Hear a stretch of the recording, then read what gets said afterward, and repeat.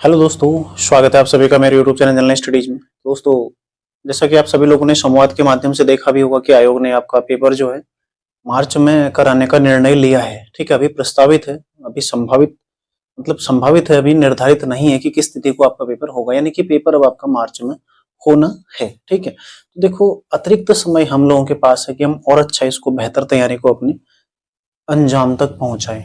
एक बच्चे का कमेंट आया था, सर करंट अफेयर्स कितना पढ़ें। देखो, करंट अफेयर्स में आपको पर्याप्त करा दूंगा। ठीक है, यदि आप मुझसे पढ़ना चाहते हैं, यदि आप स्वयं से करना चाहते हैं, तो पिछले 2023 का करंट अफेयर्स कंप्लीट कर लीजिए और साथ में 2024 का फरवरी तक। ठीक है, जनवरी से 15 फरवरी तक लगभग करंट अफेयर्स करिए, क्योंकि 15 फरवरी तक आपका फिजिकल होना है, पेपर उसके बाद ही बनेगा, है ना, पेपर उसके बाद ही बनेगा। तो लगभग 15 फरवरी तक आप करंट अफेयर्स अपना कंप्लीट कर लीजिए। ठीक है, मैं भी करा दूंगा आपको सारा, यदि आप लोग मुझसे करना चाहेंगे, और यदि आप लोग अन्य माध्यम से करना चाहते हैं या स्वयं से तैयार करना चाहते हैं तो आप लोग कर सकते हैं यहाँ तक का। ठीक है, तो दोनों करंट अफेयर्स देख लीजिएगा। और साथ ही आयोग का संवाद तो आप लोगों ने शायद मुझसे पहले देख लिया होगा। आज 18 तारीख में आज देख रहा हूँ। ठीक है, हालांकि आज 20 तारीख को एक क्लास आपको मिल रहा है, लेकिन रिकॉर्ड 18 तारीख को हो चुका है ऑलरेडी। ठीक है, तो आपको 16 को ही शायद संवाद आया था, मैंने अभी देखा था। ठीक है, तो इसलिए ग्रुप में भी शायद शेयर किया हो अभी। तो ध्यान रखिएगा, आपको पेपर के लिए अतिरिक्त समय जब मिल रहा है तो इस अतिरिक्त समय का हमें फायदा उठाना है और बेहतर तैयारी करनी है। तो पॉलिटी जो हम 6 या 7 क्लास में सोच रहे थे, उसको 10 या 11 क्लासेज में हम ले जाएंगे, थोड़ा और अच्छे से देखते हैं। ठीक है, तो शुरू करते हैं। देखो, अभी तक भी अच्छे से देख रहे हैं, मतलब जितना टॉपिक कवर किया है पर्याप्त है। आगे जो करेंगे उसको भी उतना ही करेंगे, लेकिन कुछ अतिरिक्त चीजें हम देख लेंगे, जैसे कुछ कमीशन आयोग वगैरह जो गठित होते हैं। ठीक है, उन सब चीजों को भी हम इसमें देख लेंगे। आज हमारा जो मुख्य इसमें सबसे पहला टॉपिक है वो है शोषण के विरुद्ध अधिकार। यहीं पर हम पहुंचे थे। इसमें हम मुख्यतः चर्चा करते हैं, देखो, अनुच्छेद 23, 23 और 24 की। अनुच्छेद 23 क्या बोलता है? अनुच्छेद 23 बोलता है, देखो, मानव दुर्व्यापार, दुर्व्यापार, ठीक है, मानव दुर्व्यापार, बलात् श्रम, ठीक है, बलात् श्रम, बेगारी, बेगारी पर निषेध यानी कि रोक। ठीक है, यानी कि रोक। मानव दुर्व्यापार क्या होता है? जैसे एक तो मनुष्य की खरीद फरोख्त, अब मनुष्य में यहाँ पर पुरुष महिला बच्चे सभी आ गए। ठीक है, एक हो गया मनुष्य की खरीद फरोख्त पर रोक, मनुष्य की खरीद फरोख्त, खरीद फरोख्त मतलब क्रय विक्रय, यानी कि खरीदना बेचना पर रोक। अक्सर आप लोग मूवी में देखते होंगे ना, इस तरह की चीजें घटित होती रहती हैं, है ना। तो वही चीज यहाँ पर चर्चा हो रही है कि मानव दुर्व्यापार यानी कि मनुष्य की खरीद फरोख्त पर रोक। दूसरी क्या आती है इसके अंदर? देखो, अनैतिक व्यापार पर रोक, अनैतिक व्यापार, अनैतिक व्यापार पर रोक। ठीक है, यानी कि जो महिलाएं हैं उनका शारीरिक शोषण जो होता है, ठीक है, अनैतिक व्यापार पर रोक, उसके माध्यम से जो आमदनी अर्जित करते हैं लोग, या फिर इसमें आप वैश्यावृत्ति को शामिल कर सकते हैं। ठीक है, इसको भी आप इसमें शामिल कर सकते हैं। तो इस पर रोकने के लिए प्रावधान बनेंगे। ये मतलब इसको, इस पर रोक लगाता है। तीसरा क्या करता है? देखो, ये देवदासी पर रोक, देवदासी जो प्रथा थी एक हिसाब से, देवदासी यानी कि जो मंदिरों में अपनी पुत्री को दासी के रूप में रखने की जो प्रथा थी, उस पर ये रोक लगाता है। और साथ ही दास व्यापार पर भी रोक लगाता है, दास व्यापार पर रोक, दास और उनके व्यापार पर रोक, यानी कि ना कोई किसी को दास बना सकता है और ना ही उनका व्यापार कर सकता है। ये 4 चीजें आती हैं किसमें? अनैतिक व्यापार में। ठीक है, अनैतिक व्यापार में कौन कौन चीजें आती है? देखो, एक तो मनुष्य की, अब मनुष्य में मतलब यहाँ पर सब चीज आ गई। देखो, महिलाओं की खरीद फरोख्त नहीं होगी, बच्चों की नहीं होगी, बच्चियों की नहीं होगी, और साथ ही पुरुषों की नहीं होगी, किसी की खरीद फरोख्त नहीं होगी। दूसरा देखो, अनैतिक व्यापार पर रोक, जो बच्चे हैं, महिलाएं हैं, या फिर जो किशोरियां हैं, ठीक है, या युवती हैं जो इसका शिकार होती हैं, उनके व्यापार पर रोक, और साथ ही वैश्यावृत्ति पर रोक। तीसरा देखो, देवदासी प्रथा पर रोक, देवदासी पर रोक, और साथ ही दास व्यापार और दास बनाने पर रोक। इन 4 चीजों को इसमें निषेध किया गया मानव दुर्व्यापार में। ठीक है, दूसरा आता है बलात् श्रम। ये क्या होता है? जबरदस्ती श्रम, जबरदस्ती काम कराना, ठीक है, जबरदस्ती काम कराना। माना कोई व्यक्ति है, माना व्यक्ति ए है, ठीक है, माना व्यक्ति ए है, ये किसी कार्य को नहीं करना चाहता और बी कोई विभाग है या फिर कोई ऐसी बॉडी है जो इसको नियंत्रित कर रही है, लेकिन वो जबरदस्ती इस कार्य को करा रही है, इस पर भी रोक लगाई गई है। जैसे माना कोई सरकारी कर्मचारी है, उससे भी उसकी इच्छा के विरुद्ध कार्य नहीं कराया जा सकता है ना, इच्छा के विरुद्ध या फिर जो उसकी ड्यूटी है उसके अतिरिक्त इच्छा के विरुद्ध कार्य नहीं कराया जा सकता है, ठीक है, ये भी आपने ध्यान रखना है। तो क्या है, ये क्या आता है, जबरदस्ती काम करवाना। और साथ ही इसमें ये भी आता है कि काम तो करा लिया लेकिन उसके लिए पर्याप्त मेहनत आना, यानी कि पर्याप्त पारिश्रमिक, जिसे हम बोलते हैं दिहाड़ी, ठीक है, दिहाड़ी बोलते हैं ना, दिहाड़ी मजदूरी, काम करा लिया लेकिन उसके लिए पर्याप्त पैसा उसको उपलब्ध नहीं कराया, उसे क्या बोलते हैं, बलाश्रम के अंतर्गत ही वो आता है, ठीक है। और बेगारी क्या होता है, फ्री में काम कराना। बेगारी क्या होता है, बिना सैलरी के काम, बिना सैलरी के काम कराना क्या होता है, बेगारी, ठीक है। कुली बेगार हमने पढ़ा भी था अभी। तो तीनों शब्द आपको समझ में आने चाहिए, ठीक है। अब क्वेश्चन बनेगा कि निम्न में से किस अनुच्छेद के तहत महिलाओं के अनैतिक व्यापार पर रोक लगाई गई है। अब अनुच्छेद आपको अलग से पढ़ने की आवश्यकता, देखो इस तरह से वन लाइनर रट्टा मारने की आवश्यकता है ही नहीं। कई सारे बच्चे होते हैं ना कि जिन्हें वन लाइनर चाहिए, मैं आपको पिछली क्लास में बता रहा था, जिन बच्चों को वन लाइनर चाहिए, भाई समझना बहुत जरूरी है, प्रश्न की प्रवृत्ति समझो। यदि आपसे क्वेश्चन बन गया कि निम्न में से किस अनुच्छेद के तहत देवदासी पर रोक लगाई गई है, फिर दास व्यापार या फिर दासों को बनाने पर रोक लगाई गई है, इस पर कौन करेगा इसको। अब डायरेक्ट क्वेश्चन आप इतने सारे, आपको यदि पॉलिटी डायरेक्ट क्वेश्चन में करना होगा ना, कम से कम 1 लाख प्रश्न तैयार करने पड़ेंगे। एक बार समझ लो, इससे तो पढ़ने से आपको इतना अतिरिक्त समय मिल रहा है। क्यों, पता नहीं क्यों लोग स्मार्ट तरीका नहीं अपनाते, नौकरी के लिए लगे रहते हैं। मैंने ऐसे बच्चे देख लिए हैं जो 6-6 साल से लगे पड़े हैं। कई सारे बच्चों के फोन भी आते हैं जो 5-6 साल से तैयारी कर रहे हैं।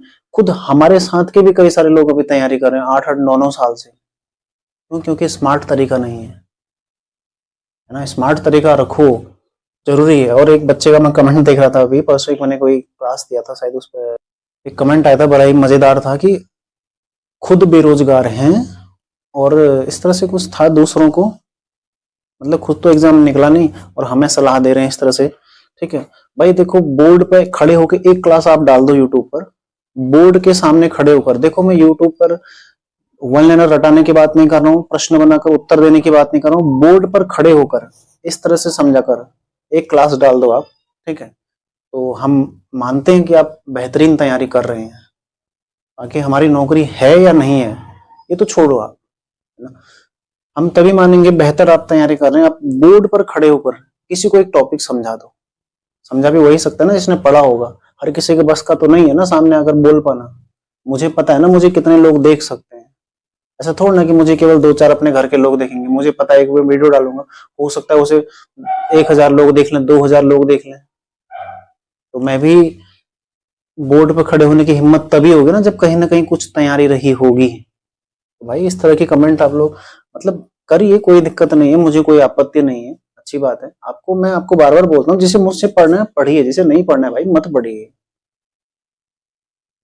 कम से कम जो पढ़ रहा है उसे पढ़ने दीजिए ना, जो पढ़ रहा है उसे बेहतर लग रहा है उसे पढ़ने दो। देखो अनुच्छेद 24 क्या बोलता है, 23 आप लोग समझ गए ना पूरा। बेगारी मैंने आपको समझा दिया, बलाश्रम मैंने आपको समझा दिया, मानव दुर्व्यापार आपको समझा दिया। अब अनुच्छेद 24 बोलता है कारखानों में बच्चों का कार्य करना निषेध करता है, ठीक है। कारखानों में 14 वर्ष से कम के बच्चों का कार्य करना निषेध, बच्चों का कार्य करना निषेध, मतलब इस पर रोक लगाता। अब कारखाने कैसे होंगे, देखो जैसे खदान है, कोयला खदान इत्यादि है, फिर या फिर जहां मतलब हैवी वर्क होता है, जहां बड़ा कार्य होता है, जैसे लोहे के कहीं कार्य होता है, या फिर इस तरह के जो मतलब बड़ी फैक्ट्रियां हैं, वहां पर बच्चों के कार्य करने पर क्या है, इस पर निषेध लगाता है, इस पर रोक लगाता है, ठीक है। तो ये आपने समझना है। खतरनाक जो काम होते हैं, जहां पर भी डेंजरस वर्क, उसमें बच्चों को नहीं लगाया जाएगा, 14 साल से कम वर्ष के बच्चों को। तो ये व्यवस्था किसमें, अनुच्छेद 24 में। अनुच्छेद 23 क्या बोलता है, ये देखो है ना, शोषण के विरुद्ध अधिकार। ये भी कहीं ना कहीं शोषण होता है, क्योंकि कई सारे आप देखेंगे ये अभी की परिस्थितियों में भले ही इतना आपको उचित न लगे, लेकिन आप सोचो जब भारतीय संविधान बना होगा या उसके 10-20 साल के पश्चात की जो स्थिति रही होगी, उस दौरान जो लोग थे, कई सारे बच्चे लोगों के होते थे, 8-8 10-10 बच्चे होते थे, ठीक है, और उद्देश्य ही रहता था कि बच्चे कमाएंगे, है ना। अब छोटे से ही उन्हें क्या मतलब काम पर भेजना है, पढ़ाना लिखाना तो उतना होता था नहीं, तो बच्चों को काम पर भेज दिया जाता था, ठीक है। तो इसलिए उस समय की परिस्थिति को देखते हुए अति महत्वपूर्ण था। उस समय की परिस्थिति को देखते हुए मानव दुर्व्यापार, बलात्सर्म, बेगारी, हालांकि आज भी होता है, ठीक है, अनैतिक व्यापार आज भी आपको देखने को मिलेगा और बड़ी मात्रा में होता है, ठीक है। मानव दुर्व्यापार आज भी आपको देखने को मिलेगा, लेकिन हालांकि देखो ये प्रत्यक्ष रूप से ना बाहर नहीं आ पाता है, प्रत्यक्ष रूप से बाहर नहीं आ पाता है, कहीं कहीं पर पकड़ में आ जाते हैं, लेकिन चीजें प्रत्यक्ष रूप से बाहर नहीं आती, लेकिन आज भी ये विद्यमान है। केवल देवदासी और दास को आप अगर हटा दें, ये दोनों चीजें आज भी विद्यमान है, ठीक है, ये आज भी विद्यमान है। तो इस तरह की चीजें आज भी प्रचलित है, तो इन्हें रोकने के लिए तभी ये नियम बनाया गया, ठीक है, तभी ये जो अनुच्छेद 23 और अनुच्छेद 24 है इसको रखा गया, ठीक है। तो ये आपका कंप्लीट हो गया। अब कुछ जो अधिनियम है आप लोग लिख लीजिए, मैं फटाफट इन्हें बोल देता हूँ। देखो, एक है बाल सम सबसे पहले लिख लो अनैतिक दुर्व्यापार निवारण अधिनियम, ठीक है, अनैतिक दुर्व्यापार निवारण अधिनियम, ये कब का, 1956 का, ठीक है, अनैतिक दुर्व्यापार निवारण अधिनियम है 1956 का। मैं आपको फटाफट बोल देता हूँ, ठीक है, आप लोग इसको नोट कर लीजिए। देखो, अनैतिक दुर्व्यापार निवारण अधिनियम 1956 का है, न्यूनतम मजदूरी अधिनियम 1948 का, समान पारिश्रमिक अधिनियम 1976 का, ठीक है, न्यूनतम मजदूरी अधिनियम 1948, समान पारिश्रमिक अधिनियम 1976, बाल श्रम प्रतिषेध एवं नियमन अधिनियम 1986 का है, और बाल अधिकार संरक्षण आयोग अधिनियम 2005 का है, ठीक है, बाल अधिकार संरक्षण आयोग अधिनियम 2005 का है, बाल श्रम प्रतिषेध एवं नियमन अधिनियम 1986 का है, समान पारिश्रमिक अधिनियम 1976 का है, न्यूनतम मजदूरी अधिनियम 1948 का, ठीक है। मैं सब रिपीट कर दिया आपको, देखो, तो ये आपने ध्यान रखना है इस तरह से, ठीक है। जो कुछ महत्वपूर्ण चीजें इसमें आपको याद रखनी है वो मैंने आपको सारे बता दिए। कारखाना अधिनियम है 1948 का, ठीक है। इसके अलावा जो अतिरिक्त है, देखो, कारखाना अधिनियम 1948 का, जो महत्वपूर्ण खान अधिनियम 1952 का, आपसे पूछा जा सकता है ना कभी कभी ये चीजें, खान अधिनियम 1952 का, और जो, ठीक है, बस यही आपने ध्यान रखना है। साथ ही जो 1986 का बाल श्रम निषेध एवं विनियमन अधिनियम 1986 का, इसको संशोधित करके 2016 में इसका नाम क्या कर दिया है, बाल श्रम निषेध एवं विनियमन संशोधन अधिनियम 2016, ठीक है। तो पूछा जा सकता है, मतलब, तो कभी कभी इसको आप लोग ध्यान रखिएगा। साथ ही बाकी इसके अंतर्गत अन्य ऐसी कोई फैक्टर नहीं है जो आप लोगों को मुझे लिखानी है, ठीक है। अब हम देखते हैं सीधा धार्मिक स्वतंत्रता का अधिकार, तो इसका एक स्क्रीनशॉट ले लो, आगे बढ़ते हैं। देखो, अगला है धार्मिक स्वतंत्रता का अधिकार, ठीक है। इसमें आपको 4 तरह की स्वतंत्रताएं दी गई हैं, अनुच्छेद 25, 26, 27 और 28। अनुच्छेद 25, 26, 27 और 28 सिंपल समझते हैं। देखो, 25 क्या है, व्यक्तिगत धार्मिक स्वतंत्रता, ठीक है, व्यक्तिगत धार्मिक स्वतंत्रता, ठीक है, ये 25 है। अनुच्छेद 26 क्या बोलता है, अनुच्छेद 26 बोलता है सार्वजनिक धार्मिक कार्यक्रम, धार्मिक कार्य, ठीक है। अनुच्छेद 27 क्या बोलता है, धार्मिक व्यय पर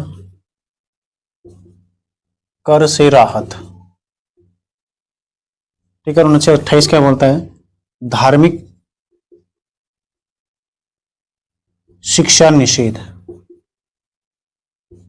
पर रोक, ठीक है, सिंपल, धार्मिक शिक्षा पर रोक, ये क्या बोलता है, अनुच्छेद 28, ठीक है। अब इन्हें समझते हैं, ये 4 अनुच्छेद मैंने लिख दिए। देखो, व्यक्तिगत धार्मिक स्वतंत्रता यानी कि किसी भी व्यक्ति को अपने धर्म को मानने, अपने धर्म को अबाध रूप से मानने, मतलब बिना बाधा के मानने, कोई उसमें बाधा नहीं पहुंचाएगा, अबाध रूप से मानने, अंतःकरण की स्वतंत्रता है। साथ ही देखो, आचरण का अधिकार है, मतलब वो अपने धर्म को किसी भी रूप में मान सकता है, धार्मिक पूजा कर सकता है, पूजा पाठ परंपरा कुछ भी वो मान सकता है। साथ ही देखो, अपने धर्म को प्रचार करने का अधिकार है, यानी कि एक इसमें आती है अंतःकरण की स्वतंत्रता,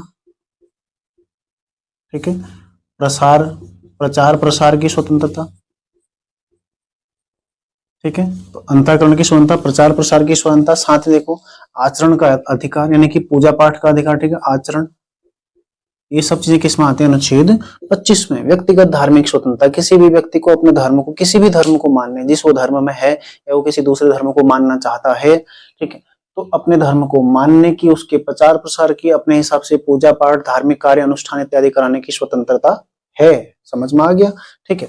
सार्वजनिक धार्मिक कार्य, ऐसे कार्य मतलब जो सामूहिक होते हैं, ठीक है, सामूहिक धार्मिक कार्य हम जिन्हें बोलते हैं सामूहिक होते हैं, मतलब बहुत सारे लोग मिलकर जो सामूहिक कार्य करते हैं, तो सामूहिक धार्मिक स्वतंत्रता की इसमें चर्चा की गई। ठीक है, सामूहिक धार्मिक स्वतंत्रता एक हिसाब से, ठीक है, सामूहिक धार्मिक स्वतंत्रता इसमें चर्चा करता है, सामूहिक धार्मिक स्वतंत्रता की। ठीक है, जैसे किसी संस्था का गठन किया, किसी धार्मिक संस्था का गठन किया, उसके माध्यम से कोई यज्ञ अनुष्ठान इत्यादि संपन्न करवाए, ठीक है, उसके रख रखाव का अधिकार, उसके बजट इत्यादि का अधिकार, क्योंकि सरकार तो पैसा देगी नहीं। ठीक है, तो ये सब चीजें किस में आती हैं?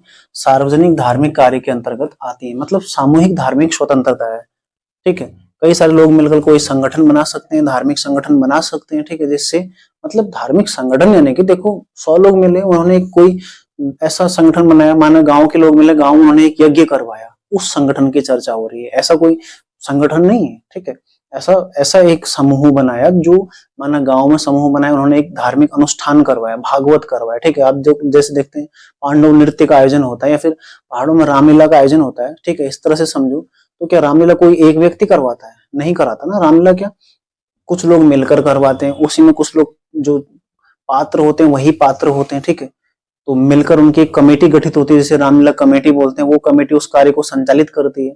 इस तरह की चर्चा किसमें? अनुच्छेद 26 में। अनुच्छेद 27 क्या बोलता है? धार्मिक व्यय पर कर से मुक्ति, मतलब जो धर्म के लिए जो पैसा एकत्रित होता है उस पर कर नहीं लगता है। ठीक है, धार्मिक जो व्यय है उस पर टैक्स नहीं लगता है। व्यय मतलब जो मंदिर की आय है वो कर मुक्त होती है, शॉर्टकट में समझिए। ठीक है, जो धार्मिक संस्थाओं की आय है वो क्या होती है? कर से मुक्त होती है। और धार्मिक शिक्षा पर रोक, ऐसे संस्थान जो सरकार द्वारा संचालित हैं या फिर सरकार द्वारा वित्त पोषित हैं, ठीक है, या फिर सरकार या फिर किसी एनजीओ द्वारा संचालित है लेकिन सरकार में पंजीकृत है, वहां पर धार्मिक शिक्षा नहीं दी जाएगी।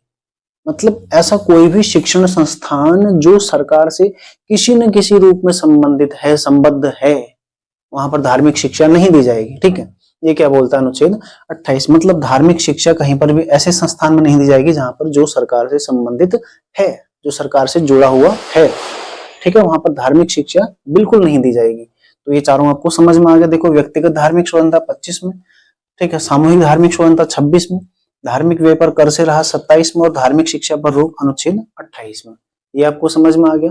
स्क्रीनशॉट लो। आगे देखते हैं शिक्षा एवं संस्कृति का अधिकार। ठीक है, मुझे नहीं लगता है शायद आपको इसमें कुछ समझाने की आवश्यकता है, क्योंकि यहाँ से सवाल आता नहीं है। मुख्यतः देखो ये 3 महत्वपूर्ण है, और अनुच्छेद 32 हालांकि ये भी ज्यादा इंपॉर्टेंट है। धार्मिक स्वतंत्रता से बहुत कम ही सवाल आते हैं। ठीक है, तो ध्यान रखिएगा इसको। अगला देखते हैं हम शिक्षा एवं संस्कृति एवं शिक्षा संबंधी अधिकार। देखो अनुच्छेद 29 और 30। ठीक है, 29 हम यहाँ पर देखेंगे, 30 हम यहाँ पर देखेंगे। ठीक है, अनुच्छेद 29 क्या बोलता है? अल्पसंख्यकों के हितों का संरक्षण। ठीक है, अल्पसंख्यकों के हितों का संरक्षण। ठीक है, अल्पसंख्यकों के हितों का संरक्षण क्या बोलता है अनुच्छेद 29? मतलब एक ऐसी व्यवस्था है, देखो, जिसमें अल्पसंख्यकों के हितों की रक्षा की गई और कहा गया है कि किसी भी अल्पसंख्यक को अपनी भाषा या संस्कृति के आधार पर किसी संस्था में प्रवेश से नहीं रोका जा सकता है। साथ ही उन्हें अपनी बोली भाषा को सुरक्षित रखने का अधिकार है। ठीक है, देखो, बोली भाषा के आधार पर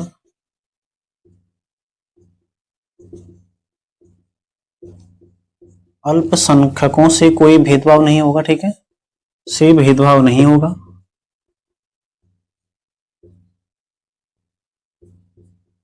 तथा उन्हें अपनी, ठीक है, बोली भाषा सुरक्षित रखने का अधिकार है। ठीक है, सुरक्षित रखने का अधिकार है, ये आपने ध्यान रखना है। ठीक है, मतलब अल्पसंख्यक के हितों का संरक्षण किस तरह से होगा?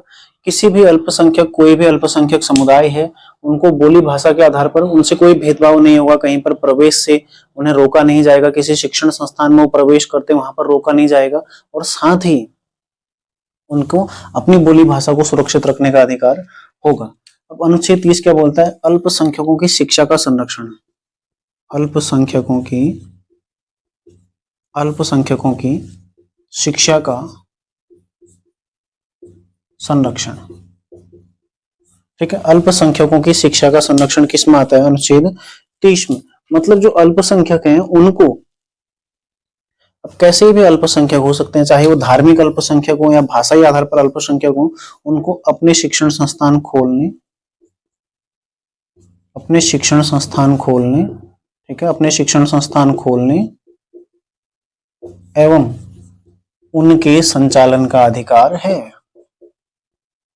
उनके संचालन का अधिकार है, ठीक है, अधिकार है। और राज्य इसके लिए उन्हें सहायता भी प्रदान करेगा, ऐसा नहीं है, ठीक है, राज्य इसके लिए उन्हें सहायता भी प्रदान करेगा, ठीक है, राज्य इसमें उन्हें आर्थिक सहायता प्रदान करेगा। तो ध्यान रखिएगा, अनुच्छेद 29 क्या बोलता है? अल्पसंख्यकों के हितों का संरक्षण। और अनुच्छेद 30 क्या बोलता है? अल्पसंख्यकों की शिक्षा का संरक्षण, शिक्षा एवं संस्कृति, ठीक है, शिक्षा एवं संस्कृति का संरक्षण। तो ये आपने ध्यान रखना है।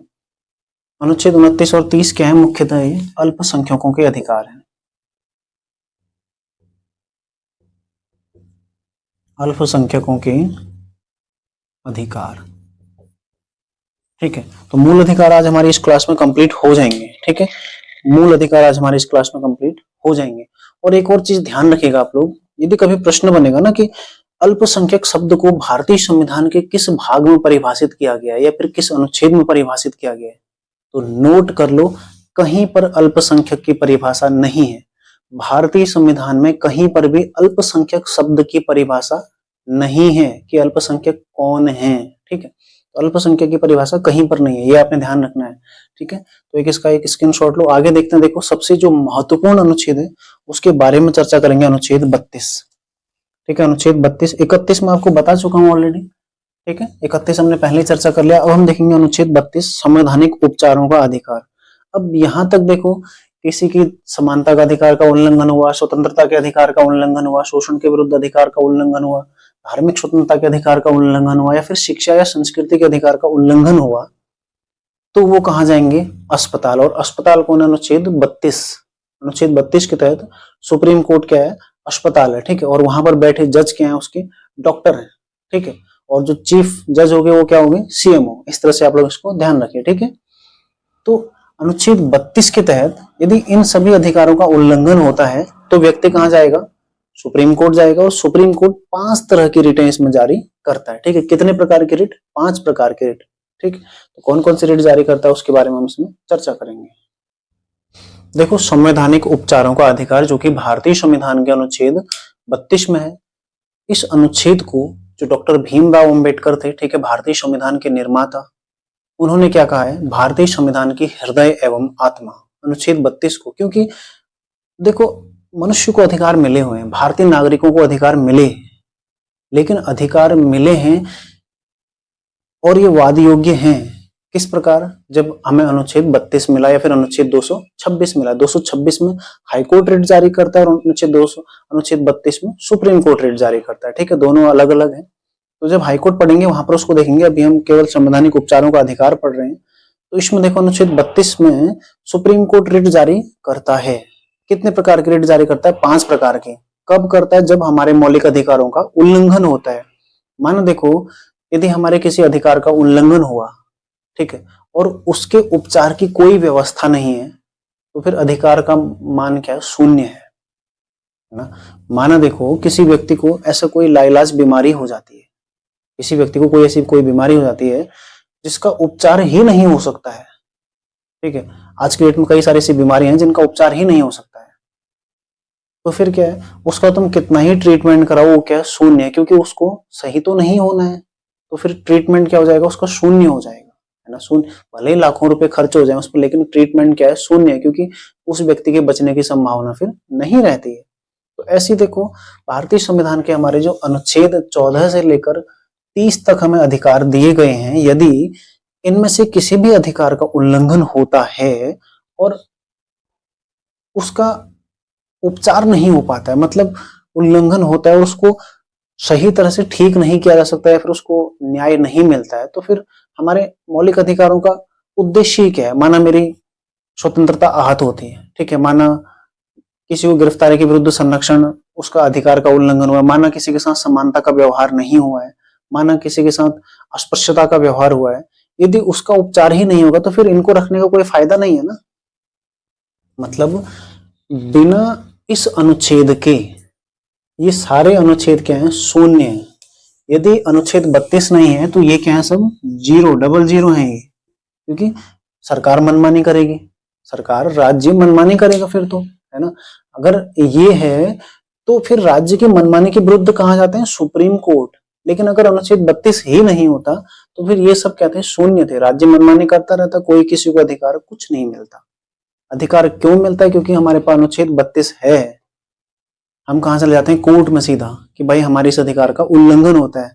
तब कोर्ट 5 तरह की रिटें जारी करता है, ठीक है। तो भारतीय संविधान के जो निर्माता थे, ठीक है, भारतीय संविधान के जो निर्माता थे कौन थे? डॉक्टर भीमराव अंबेडकर। उन्होंने इस अनुच्छेद को क्या बोला है?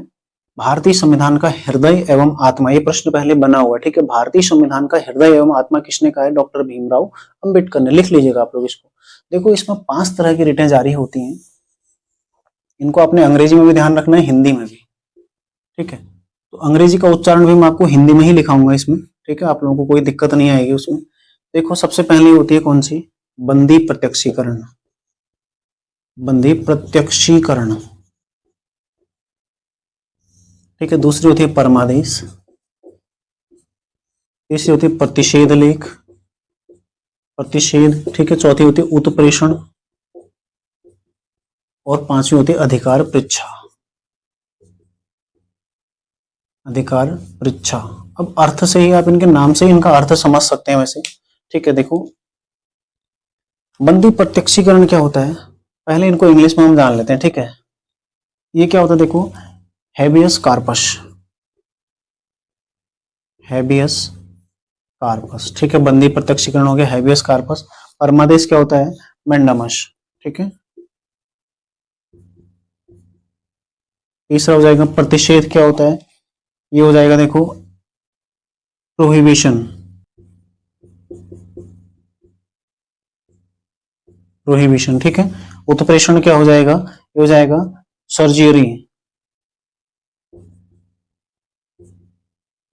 और साथ ही अधिकार परीक्षा क्या हो जाएगा?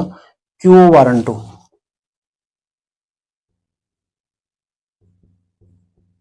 ठीक है, क्यू वारंटो। तो इस तरह से इनका अंग्रेजी नाम है, इसको भी आप लोग ध्यान रखिएगा, ठीक है। कभी कभी अंग्रेजी में भी आ सकता है, हो सकता है दोनों तरफ अंग्रेजी में दिया हुआ आपको, इस तरह से हिंदी इसी का इंग्लिश रूप वहां दे दिया तो तब थोड़ा कंफ्यूजन हो जाता है, ठीक है। तो देखो बंदी प्रत्यक्षीकरण मतलब जो बंदी है उसको प्रत्यक्ष रूप से सामने पेश किया जाए, ठीक है। बंदी प्रत्यक्षीकरण मतलब कैसे व्यक्ति के बारे में सुप्रीम कोर्ट जारी करेगा? यदि माना जैसे हमने देखा कि गिरफ्तार कोई व्यक्ति हुआ, ठीक है, कोई व्यक्ति गिरफ्तार हुआ और उसको पुलिस ने न तो कोर्ट में पेश किया, नहीं उसको छोड़ा, ठीक है। अब उसका अधिकार क्या था? उसको जुर्म से अवगत कराया जाए, 24 घंटे के अंदर मजिस्ट्रेट के समक्ष पेश किया जाए और अपना वकील रखने की अनुमति दी जाए। लेकिन अगर इन तीनों में से कोई भी काम उसने नहीं किया, पुलिस ने नहीं किया, तो जो बंदी है, जो मतलब जिसको उन्होंने पकड़ रखा है, उसका फैमिली वाला कोई जाएगा सुप्रीम कोर्ट में और ये रिट डालेगा कि बंदी प्रत्यक्षीकरण वाली, ठीक है, मतलब एक रिट योजित करेगा। तब सुप्रीम कोर्ट ये आदेश जारी करता है जो बंदी है उसको शरीर सहित प्रस्तुत किया जाए। हो सकता है पुलिस वाले 2-3 दिन से उसका कुटान कर रहे हो वहां पर, है ना। तो उस परिस्थिति में कौन सी रिट जारी होती है? बंदी प्रत्यक्षीकरण, यानी कि बंदी को शरीर सहित प्रस्तुत किया जाए, शरीर सहित प्रस्तुत किया जाए, प्रस्तुत करना, ठीक है। यहां तक समझ में आ गया आपके बंदी प्रत्यक्षीकरण। अब होता है देखो परमादेश। परमादेश होता है आपका क्या आदेश है? परमादेश होता है आदेश, किसी आदेश की अवमानना करना, ठीक है, किसी आदेश को न मानना है। मतलब ऐसा कोई अधिकारी, ऐसा कोई अधिकारी जो अपने जो उसके कर्तव्य हैं उनका सही से पालन नहीं करता है। मानो कोई किसी जिले का डीएम है या फिर कोई किसी पद पर कार्यरत व्यक्ति है और अपने कार्य का, कर्तव्य का निर्वहन नहीं कर रहा है, ठीक है। आप जैसे जाते हैं तहसील में प्रमाण पत्र बनाने, या पटवारी के पास आप प्रमाण पत्र बनाने जाते हैं और आप वो प्रमाण पत्र नहीं बनाता है, या फिर तहसीलदार प्रमाण पत्र जारी नहीं करता है और उसके बदले आपसे पैसे मांग रहा है ना, तो आप कहाँ जाएंगे? सुप्रीम कोर्ट में। वहां पर ये चीजें बताएंगे तो वो कौन सा परमादेश जारी करेंगे, मतलब हम आदेश देते हैं कि आप अपने कर्तव्यों का निर्वहन करिए। इसका अर्थ क्या होता है? हम आदेश देते हैं। इसका अर्थ क्या होता है? हम आदेश देते हैं। ठीक है, ये इसका अर्थ हो गया, हम आदेश देते हैं। मतलब सुप्रीम कोर्ट उसको सीधा सीधा बोलता है, भाई आप क्यों नहीं कर रहे अपना जो आपका कर्तव्य है उसका पालन करिए। तीसरा देखो, प्रतिषेध माने क्या होता है? रोकना। ठीक है, रोकना। प्रतिषेध माने क्या होता है? रोकना। अब रोकना कैसा है? माना किसी मामले में सुनवाई चल रही है, ठीक है, निचले कोर्ट में किसी मामले में सुनवाई चल रही है और उसके संबंध में किसी व्यक्ति ने हाई कोर्ट मतलब सुप्रीम कोर्ट में रिट दायर कर दी है। ठीक है, सुप्रीम कोर्ट की यहाँ पर चर्चा हो रही है, किसी मामले में सुनवाई चल रही थी, कहां पर? या तो हाई कोर्ट में या फिर डिस्ट्रिक्ट कोर्ट में। इनमें से किसी व्यक्ति के द्वारा कहा सुप्रीम कोर्ट में एक रिट दायर कर दी प्रतिषेध के तहत। ठीक है, तो सुप्रीम कोर्ट तब निचली अदालत को आदेश देता है कि आप उस पर सुनवाई रोकिए। ठीक है, वो भी किस परिस्थिति में? जब वो मामला इनके अधिकार क्षेत्र से बाहर का हो। ठीक है, जब इनके अधिकार क्षेत्र से बाहर का मामला हो तो सुप्रीम कोर्ट इनको रोक देगा उस पर सुनवाई करने से। और उत्प्रेषण के तहत, उत्प्रेषण मतलब ऊपर की ओर, प्रेषण मतलब भेजना।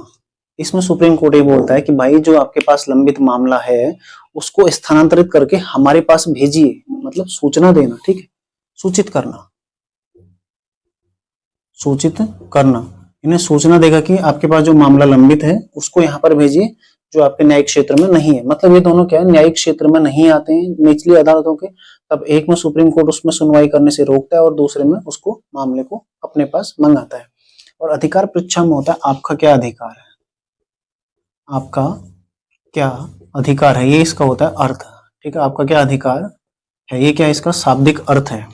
आपका क्या अधिकार है, इसका शाब्दिक अर्थ है अधिकार पृच्छा का। ठीक है, मतलब यदि कोई व्यक्ति माना क्या है, तहसीलदार है और वो डीएम के पद पर बैठ गया, तहसीलदार है और डीएम के पद पर बैठ गया और डीएम के कर्तव्यों का निर्वहन कर रहा है बिना किसी आदेश के, बिना किसी शासन के आदेश के, फिर बिना किसी उस अधिकार के, उसको जो अधिकार प्राप्त नहीं है, डीएम के कर्तव्यों का निर्वहन करेगा, तब उस परिस्थिति में सुप्रीम कोर्ट ये रिट जारी करेगी। कौन सी? अधिकार पृच्छा।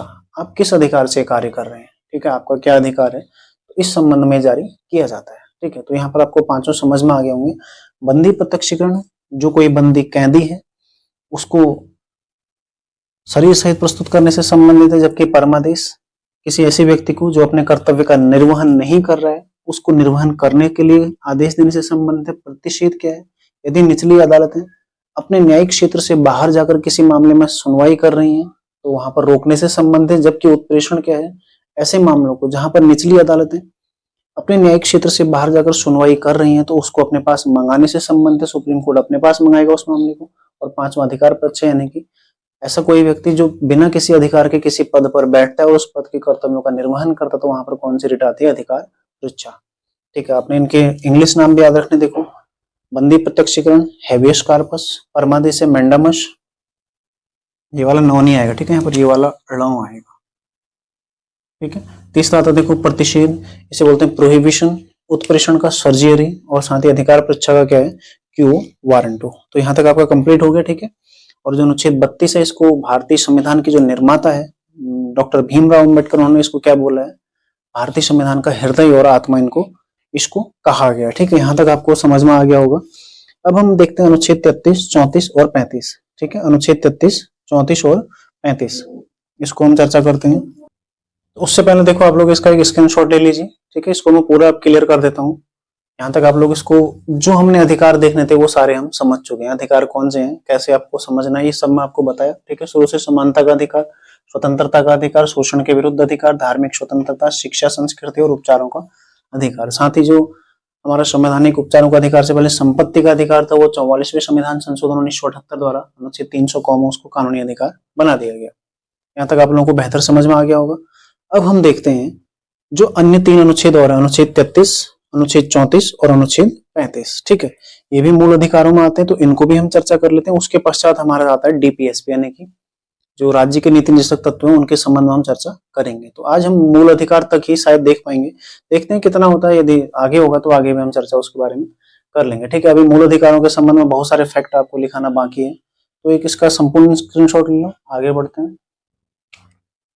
देखो अब 3 अनुच्छेद आपने ध्यान रखना है, अनुच्छेद 33, 34 और 35। ठीक है, इन तीनों के संबंध में चर्चा करते हैं। आर्टिकल जो 33 है वो क्या बोलता है, संसद राष्ट्रीय सुरक्षा के हित में, राष्ट्रीय सुरक्षा के हित में सेना, ठीक है, मीडिया या फिर गुप्तचर जैसे आईबी इत्यादि, रो इत्यादि, ठीक है, के अधिकारों को सीमित कर सकती है, अधिकारों को सीमित कर सकती है। ठीक है, सीमित कर सकती है, ये आपने ध्यान रखना है।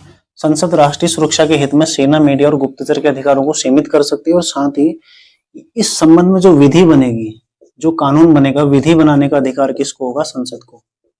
विधि बनाने का अधिकार संसद को होगा। संसद को होगा कि सेना के अधिकार क्या रहेंगे या फिर मीडिया के अधिकार क्या रहेंगे, यदि इनको सीमित करना है तो इसके लिए कानून कौन बनाएगा, केवल और केवल संसद। राज्य को ये पावर नहीं है, केवल संसद को ये पावर है कि वो ऐसा कानून बना सकती है। ठीक है, अनुच्छेद 34 क्या होता है, सैन्य कानून से संबंधित। सैन्य कानून, जिस स्थान पर सैन्य कानून लागू होता है वहां पर अधिकार जो होते हैं कैसे होते हैं, ठीक है, सैन्य कानून जहां पर लागू हो इसे बोलते हैं मार्शल लॉ। ठीक है, जहां पर सैन्य कानून लागू होता है वहां पर अधिकार क्या क्या रहेंगे। और साथ ही अनुच्छेद 35 क्या बोलता है, देखो अनुच्छेद 35 बोलता है यदि मौलिक अधिकारों के संबंध में कोई भी विधि, मौलिक अधिकारों के संबंध में, मौलिक अधिकारों के संबंध में कोई भी विधि संसद बनाएगी। ठीक है, संबंध में कोई भी विधि यदि बनती है, विधि कौन बनाएगी, संसद। ये विधि मतलब कानून है। ठीक है, विधि मतलब कोई विधि, ये कोई रेसिपी नहीं है। विधि, विधि माने है कानून। ठीक है, कोई भी कानून कौन बनाएगी, संसद ऐसा कानून बनाएगी। ठीक है, ध्यान रखिएगा, मौलिक अधिकारों से संबंधित यदि कोई कानून बनेगा तो कौन बनाएगी, उसको संसद बनाएगी। ठीक है, यहाँ पर आपने ध्यान रखना, देखो अनुच्छेद 33 क्या है, सेना, मीडिया, गुप्तचर इत्यादि के जो अधिकार है वो सीमित कर सकती है संसद कानून बनाकर। ठीक है, अनुच्छेद 34 क्या है, जहां पर सैन्य कानून लागू होगा वहां पर क्या अधिकार रहेंगे। और अनुच्छेद 35 क्या है, मौलिक अधिकारों के संबंध में कोई भी विधि यदि बनानी है तो कौन बनाएगी, संसद बनाएगी। ठीक है, बहुत आसान है, इनको आपको रट्टा मारने की आवश्यकता अब नहीं है। देखो अनुच्छेद 12 से 35 एक बार हम शॉर्टकट में एक बार समझते हैं। ठीक है, 12, 13, 14 से 18, ठीक है, 19 से 22, 19 से 22, 23 से 24, ठीक है, 25 से 28, 29 से 30। ठीक है, यहाँ पर देखते हैं फिर 31, 32, 33, 34 और 35, इतने अनुच्छेद थे ना मौलिक अधिकार भाग 3 में। 12 क्या था, राज्य की परिभाषा। 12 क्या था, राज्य की परिभाषा। ठीक है, याद करते रहो। देखो 13 क्या था, अल्पीकरण। कैसे अल्पीकरण, जो हमारे अधिकार हैं उनका अल्पीकरण। 14 से 18 में क्या था, समानता। ठीक है, 14 में विधि के समक्ष समानता और विधियों का समान संरक्षण। 15 में धर्म, जाति, जन्म स्थान, लिंग और वंश के आधार पर कोई भेदभाव नहीं होगा। ठीक है, 16 में क्या था, लोक नियोजन में अवसर की समानता। 17 में क्या था, अस्पृश्यता का अंत। और 18 में क्या था, उपाधियों का अंत। ठीक है, 19 से 22 में देखो, 19 में 6 तरह की स्वतंत्रता हमें दी गई थी। पहले हमें बोलने, हमसे बोला कि अब बोलो, बोले तो क्या हुए, लोग इकट्ठा हुए। ठीक है, इकट्ठा हुए तो क्या हो गया, वो सम्मेलन, सभा होगी। सभा हुई, उसके पश्चात कुछ लोगों ने बोला हम एक संघ बनाते हैं, यानी कि संगठन बनाया। संगठन के पश्चात देखो घूमने चले गए कुछ लोग, दूसरे जगह चले गए भारत में, वहां का कुछ नॉलेज लेने के लिए। कुछ लोग फिर वहीं बस गए, वहां निवास किए। ठीक है, उसके पश्चात हमने देखा संपत्ति अर्जित करना वो हटा दिया, लेकिन सातवां क्या था, व्यवसाय करना। ठीक है, 20 में हमने देखा दोष सिद्धि के विरुद्ध संरक्षण। 21 में हमने देखा प्राणायाम, दैहिक स्वतंत्रता, साथ ही निजता का अधिकार 21 में देखा हमने। और एक और जो महत्वपूर्ण, शिक्षा का अधिकार 21 में हमने देखा। ठीक है, अनुच्छेद 22 में हमने देखा गिरफ्तारी के विरुद्ध संरक्षण। अनुच्छेद 23 में हमने क्या देखा, दुर्व्यापार, मानव दुर्व्यापार, बलात्श्रम और बेगारी पर प्रतिषेध। और अनुच्छेद 24 में हमने देखा कारखानों पर छोटे बच्चों का काम करना प्रतिषेध। 25 से 28 में हमने धार्मिक स्वतंत्रता देखी। 19 से 30 में हमने क्या देखा, शोषण के विरुद्ध अधिकार देखा। 31 में हमने देखो संपत्ति का अधिकार देखा था, लेकिन इसको कहाँ भेज दिया, 300 कॉम में बहुत दूर इसको शिफ्ट कर दिया। 32 में हमने देखा था संवैधानिक उपचारों का अधिकार, जिसमें 5 तरह की रिटें सुप्रीम कोर्ट जारी कर सकता है, लेकिन यही रिटें जारी करने का अधिकार हाईकोर्ट को भी है, लेकिन अनुच्छेद 226 के तहत। ठीक है, ये भी आप लोग ध्यान रखिएगा। अनुच्छेद 33 में हमने क्या देखा, यहाँ पर देखो जो सेना, मीडिया, गुप्तचर आदि इनके सीमित अधिकार हो सकते हैं। अनुच्छेद 34 में हमने देखा सैन्य कानून जब लागू हो तब अधिकार कैसे रहेंगे। अनुच्छेद 35 में हमने देखा यदि मौलिक अधिकारों के संबंध में कोई विधि बनानी है तो कौन बनाएगी, संसद बनाएगी। कोई कानून यदि बनाना है तो कौन बनाएगा, संसद बनाएगी। ठीक है, तो यहां तक आप लोग इसका कंप्लीट हो गया। अब देखो मौलिक अधिकार जो हैं, इसके संबंध में कुछ चीजें आप लोग फैक्ट, कुछ एक आध फैक्ट जो मैं आपको फटाफट लिखा देता हूँ, इसको आप लोग ध्यान रखिएगा। ठीक है, फटाफट लिख लो इसका एक स्क्रीनशॉट ले लो, मिटा देता हूँ, फिर फटाफट इसका एक फैक्ट लिख लेते हैं, कुछ जो महत्वपूर्ण है पूछे जाते हैं लगातार। देखो फैक्ट एक क्या है, भारतीय संविधान में मौलिक अधिकार अमेरिका के संविधान से लिए गए। ठीक है, अमेरिका के संविधान से लिए गए हैं।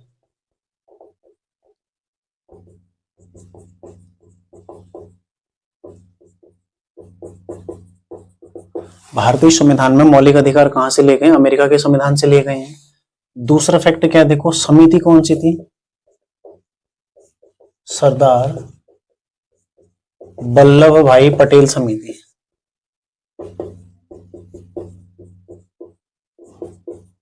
ठीक है, इनकी सिफारिश पर इनको शामिल किया गया था।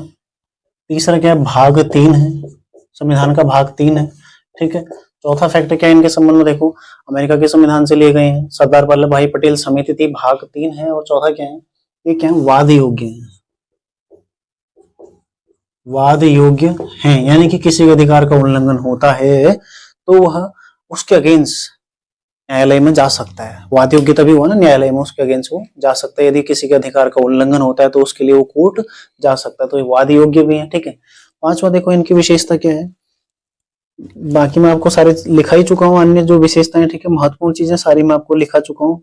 साथ ही जो अन्य आपको मुख्य जो इसमें केस लॉ है, ठीक है, केस लॉ मैं आपको बाद में लिखाऊंगा, मैं आपको पहले ही बता चुका हूँ, सारे केस लॉ मैं आपको एक साथ लिखाऊंगा। ठीक है, जितने भी केस लॉ महत्वपूर्ण है 12 से 15 सारे केस लॉ मैं आपको एक साथ लिखा दूंगा, लेकिन कुछ चीजें जो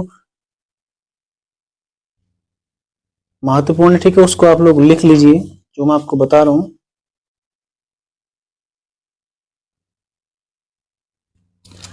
मौलिक अधिकारों का रक्षक किसे कहा जाता है, मौलिक अधिकारों का रक्षक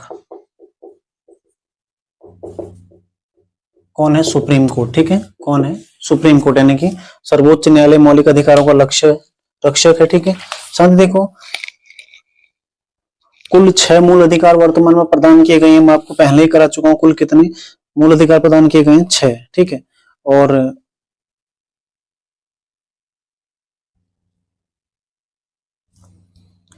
एक चीज और ध्यान रखिएगा, राष्ट्रीय आपात के दौरान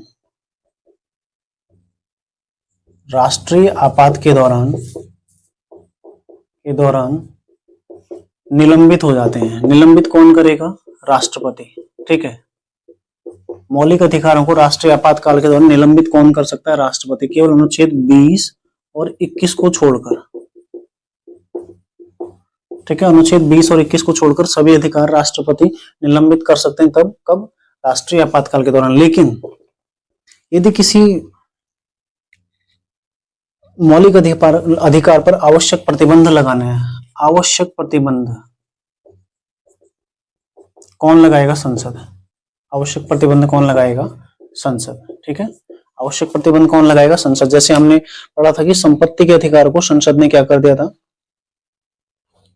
संपत्ति के अधिकार को संसद ने मौलिक अधिकार से हटाकर कानूनी अधिकार बना दिया। तो इस तरह का जो प्रतिबंध है कौन लगा सकते हैं, संसद, वो राष्ट्रपति, मतलब संसद का ही हिस्सा है राष्ट्रपति। लेकिन यदि राष्ट्रीय आपातकाल लगता है तो उस दौरान निलंबित कौन करेंगे, राष्ट्रपति करेंगे, वो भी कौन कौन से अनुच्छेद को छोड़कर, 20 और 21 को छोड़कर सभी अनुच्छेद क्या हो जाते हैं, उस दौरान निलंबित हो जाते हैं। ठीक है, सभी अधिकार निलंबित हो जाते हैं। देखो मूल अधिकारों में अनुच्छेद 15, ठीक है, 16, साथ ही 19, 29 और 30, ये केवल भारतीय नागरिकों को प्राप्त हैं, केवल किसको प्राप्त है? भारतीय नागरिकों को प्राप्त है। ठीक है, ये जो कुछ महत्वपूर्ण फैक्ट हैं जो परीक्षाओं में पूछे जाते हैं, अनुच्छेद 15, 16, 19, 29 और 30 मौलिक अधिकारों के अनुच्छेद 15, अनुच्छेद 16 यहाँ पर क्या था? समानता से संबंधित था, लोक नियोजन से संबंधित था। 19 क्या था? बोलने की स्वतंत्रता इत्यादि। ठीक है, 6 अधिकार थे यहाँ पर अल्पसंख्यकों के अधिकार। ये जो अधिकार हैं ये केवल भारतीय नागरिकों को प्राप्त है, अन्य किसी को प्राप्त नहीं है, ये भी आपने ध्यान रखना है। ठीक है, तो ये जो कुछ 8 फैक्ट हैं आपने ध्यान रखने। एक, अमेरिका के संविधान से लिए गए हैं मौलिक अधिकार। ठीक है, सरदार वल्लभ भाई पटेल समिति, इस समिति की सिफारिश के आधार पर इन्हें संविधान में सम्मिलित किया गया है। भाग 3 में इनका उल्लेख मिलता है जो कि वाद योग्य है, यानी कि इनका यदि उल्लंघन होता है तो व्यक्ति सुप्रीम कोर्ट या हाई कोर्ट जा सकता है। ठीक है, सुप्रीम कोर्ट और हाई कोर्ट क्या है? इसके रक्षक हैं, और मुख्यतः इनका रक्षक कौन है? सुप्रीम कोर्ट, क्योंकि हाई कोर्ट भी यदि कोई निर्णय देता है तो उसके विरुद्ध सुप्रीम कोर्ट में अपील की जा सकती है। ठीक है, और साथ ही देखो, राष्ट्रीय आपातकाल के दौरान निलंबित हो जाते हैं, अनुच्छेद 20 और 21 को छोड़कर अन्य सभी अधिकार निलंबित हो जाते हैं। अनुच्छेद 359 में ऐसा प्रावधान है, उसको पढ़ेंगे जब आपातकाल आएगा, तो अभी लिखने की आपको आवश्यकता नहीं है। ठीक है, संसद इनमें आवश्यक प्रतिबंध लगा सकते हो। साथ ही अनुच्छेद 15, 16, 19, 29 और 30 केवल भारतीय नागरिकों को प्राप्त है, बाकी सभी अन्य को भी प्राप्त है। यदि कोई विदेशी यहाँ पर रहेगा तो उसको भी अन्य अधिकार प्राप्त होते हैं। ठीक है, तो ये हो गया देखो मौलिक अधिकार हमारा कंप्लीट। ठीक है, यदि आपको कुछ इसमें डाउट लगता है तो आप लोग मुझे दे सकते हैं। ठीक है, आप लोग कमेंट कर सकते हैं, मैं जब भी वापस जाकर क्लास आपकी आएगी 23 से 24 में, ठीक है, तो मैं आपका डाउट क्लियर कर दूंगा। अब हम चर्चा करेंगे भाग 4, नीति निदेशक तत्व। ठीक है, नीति निदेशक तत्व, इनके संबंध में चर्चा करेंगे अगली क्लास में। ठीक है, अनुच्छेद 36 से लेकर 51 तक का इनको देखेंगे, और एक ही क्लास में कंप्लीट हो जाएंगे, 2 क्लास में बिल्कुल भी नहीं जाने वाले हैं। ठीक है, एक क्लास में ये कंप्लीट हो जाएंगे। यदि आपको देखो जो ये जो रेट है ये याद अगर आपको नहीं हो रही है तो इसके लिए आप लोग ट्रिक ध्यान रख सकते हैं। ठीक है, बंदी पति परमेश्वर उसका अधिकार, बंदी पति परमेश्वर उसका अधिकार, ये ट्रिक आप लोग ध्यान रख सकते हैं। ठीक है, बंदी मतलब बंदी प्रत्यक्षीकरण, प्रति मतलब पति मतलब क्या हो जाएगा? प्रतिषेध, परमेश्वर परमादेश। ठीक है, उत्प्रेषण और अधिकार परीक्षा। ठीक है, देखो बंदी प्रत्यक्षीकरण, प्रतिषेध, परमादेश, उत्प्रेषण, अधिकार परीक्षा। ठीक है, तो इस तरह से आप लोग इस ट्रिक के माध्यम से भी इसको ध्यान रख सकते हैं। तो आज के लिए इतना ही करते हैं, स्क्रीनशॉट इसका ले लो। आगे आपका जो होमवर्क है आज का, देखो होमवर्क सभी भाग आपने देखने। ठीक है, सभी भाग, संविधान के सभी भाग। ठीक है, और विश्व के प्रमुख संगठन शायद मैं आपको 2-3 बार दे चुका हूं, लेकिन पुनः दे रहा हूं क्योंकि प्रश्न बन रहे हैं वहां से। ठीक है, विश्व के संगठन, विश्व के संगठन प्लस भारत के संस्थान, भारत के संस्थान। ठीक है, ये आपने ध्यान रखना है। और 2023 में जनवरी से मार्च का करंट अफेयर, जनवरी टू मार्च। ठीक है, मैंने पहले करवा भी रखा जनवरी टू मार्च 2023 करंट। ठीक है, 2023 का। तो ये आपका आज का होमवर्क है, क्योंकि करंट अफेयर से सवाल बनेगा तो आप लोगों को उसका फायदा, प्रत्यक्ष रूप से आपको उसका फायदा होगा। ठीक है, वहां से प्रश्न यदि बनता है, ठीक है, तो ये आपने करना है आज। अगली क्लास में हम डीपीएस भी देखेंगे, साथ ही कोशिश करेंगे कि मौलिक कर्तव्य भी उसी में हम देख लें, ताकि उससे बाद हम सीधा चर्चा करें जो भारतीय राष्ट्रपति यानी कि संघ सरकार के बारे में। ठीक है, बाकी देखो आप लोग तैयारी करते रहिए, बहुत सारा समय आप लोगों के पास है अभी पढ़ने के लिए। ठीक है, मार्च में आपका एग्जाम होगा तो आपके पास अच्छा खासा समय है कि आप लोग बेहतर तैयारी कर सकते हैं, है ना। अपने समय को जाया ना करें, दूसरों को मत देखो दूसरे क्या कर रहे हैं, पढ़ रहे नहीं पढ़ रहे, या कोई नहीं पढ़ा तो आप लोग नहीं पढ़ रहे, ऐसा मत करो। आपको अपना देखना है, दूसरा जो करेगा वो अपने आप करता है। ठीक है, जिसका फिजिकल हो रहा है अपना फिजिकल ईमानदारी से दीजिए। देखो मेहनत बहुत लग रही है वहां पर, ऐसा नहीं है कि फिजिकल में आप इजीली निकाल लोगे। जिसका 15 अगले महीने है या अभी 10-15 दिन है, अपना तैयारी करिए। देखो बहुत सारा समय आपको पढ़ने के लिए मिल रहा है ना, तो अपनी तैयारी बेहतर करिए। और यकीन मानिए बहुत सारे लोग अपसेंट भी रह रहे हैं फिजिकल में। ठीक है, कई सारे बच्चे फिजिकल में अपसेंट हैं। ठीक है, तो अच्छा अवसर है, जो मेहनत कर रहे हैं, जो बच्चे मेहनत कर रहे हैं, यकीनन आप लोगों को इसमें अच्छा परिणाम मिलने वाला है। ठीक है, तो मिलते हैं नेक्स्ट क्लास में, तैयारी आप लोग करते रहिए। धन्यवाद।